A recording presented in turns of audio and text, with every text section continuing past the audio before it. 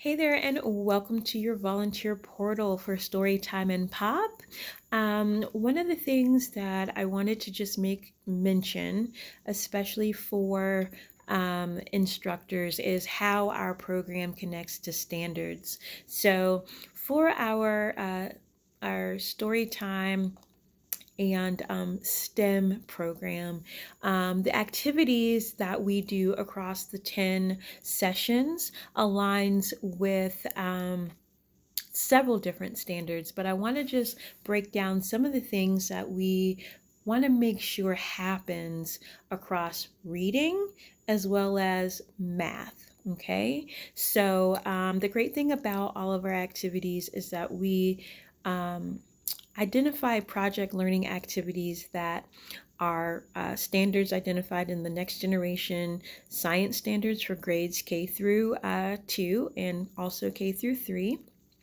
We also choose activities that are supported for college and career readiness anchor standards for reading and math for those same student groups, kindergarten through second and sometimes third grade. So let's talk a little bit about what we expect to have happen around reading and the reading standards. So first, we want to make sure that every child who is participating in Storytime-N-Pop can demonstrate the understanding of the organization and basic features of print, right?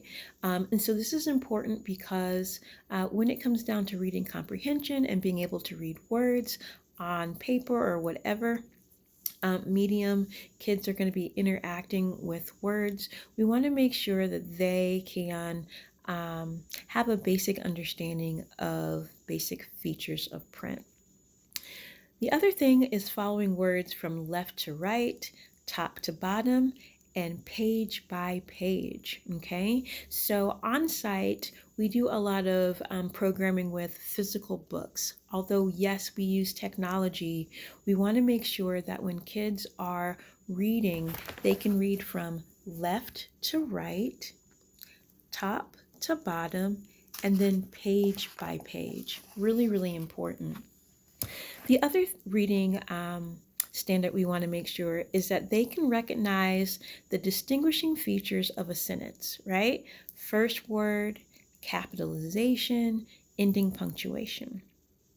They want to also be able to know and apply grade level phonics and word analysis skills in decoding words. So this is where we do a couple of things, whether it's using sight words, giving them gamification where they can identify words, sound them out.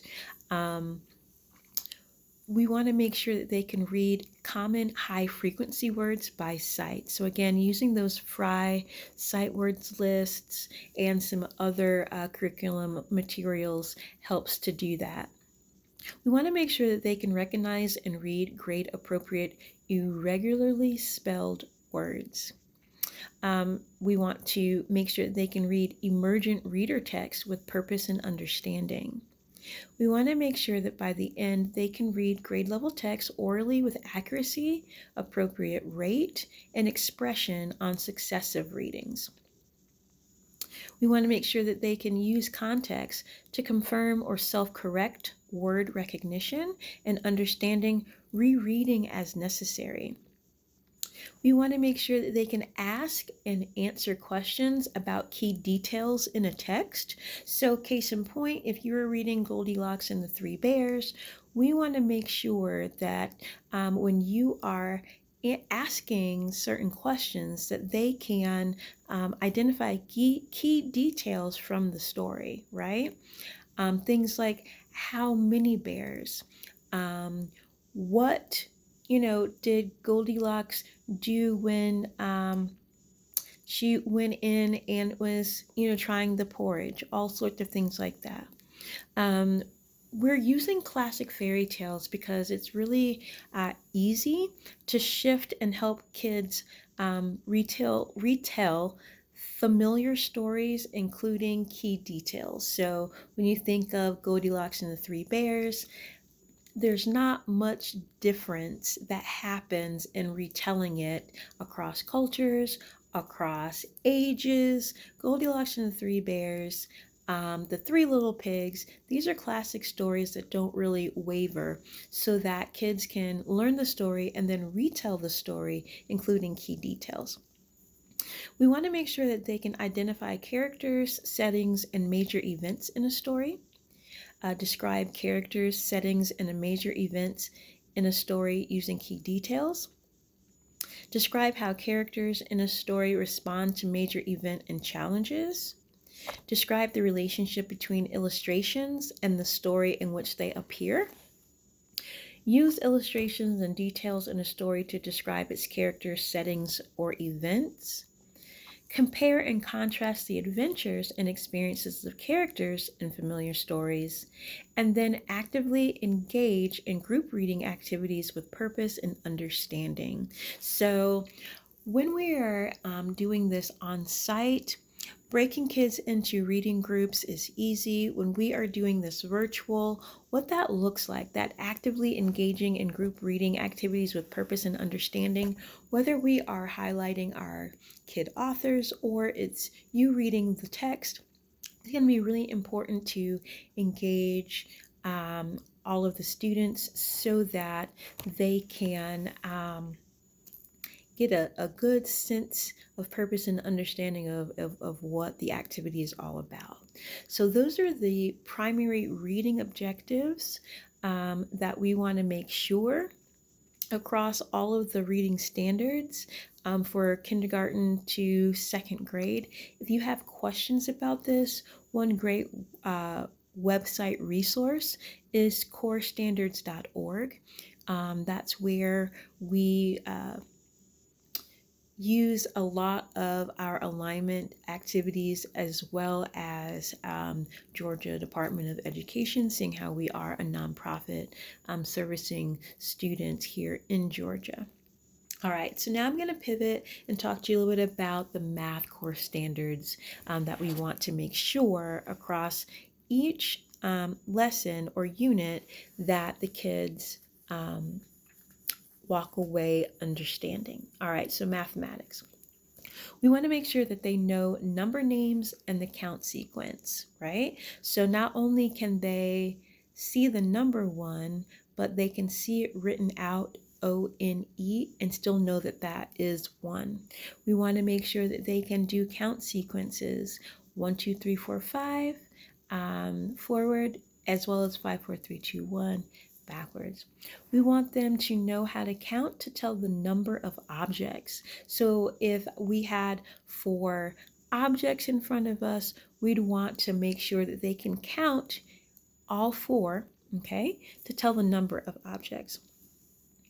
We want them to be able to compare numbers. So things like, what is bigger than? Is 3 bigger than 1? Understanding addition as putting together and adding to, and understanding subtraction as taking apart and taking from, right? This is very, very important because it creates a foundation of which everything else that they're going to learn in math flows from. We want to make sure that they represent and solve problems involving addition and subtraction. We want to make sure that they understand and apply properties of operations and the relationship between addition and subtraction. We want to make sure that they can describe and compare measurable attributes. We want to make sure that they can measure lengths indirectly and by iterating length units.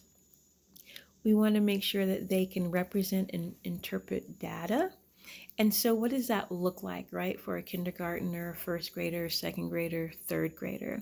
What that looks like is being able to see 3 oranges and then 1 being taken away, and being able to interpret, right, based on the information provided using reading comprehension skills, the fact that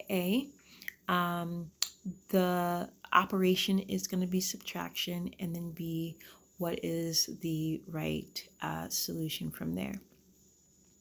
We want to be able to make sure that they can measure and estimate lengths in standard units, relate addition and subtraction to length, work with time and money. This is huge. There are so many adults walking around that still to this day can't tell time or count money, make change. So this is definitely one of those real life application skills that by doing a fun activity, a fun project learning based activity, we can really impart knowledge that will last a lifetime for kids.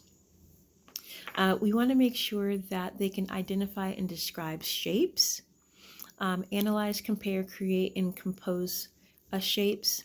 So not only identify and describe them, but also create them, right? What does it look like to make a triangle? What does it look like to draw a square?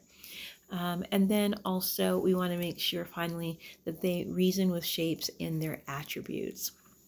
So if you have, again, any questions around what this can look like amplified and brought to life across these units, visit www.corestandards.org.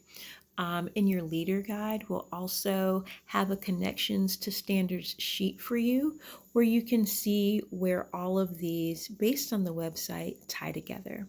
All right, so thank you so much for watching. Again, we definitely appreciate your yes, and if you have any questions, don't hesitate to get in touch with us. You can always email your site coordinator or send an email to our general volunteer mailbox at volunteer@metincpowerco.org. Thanks. See you in the next video.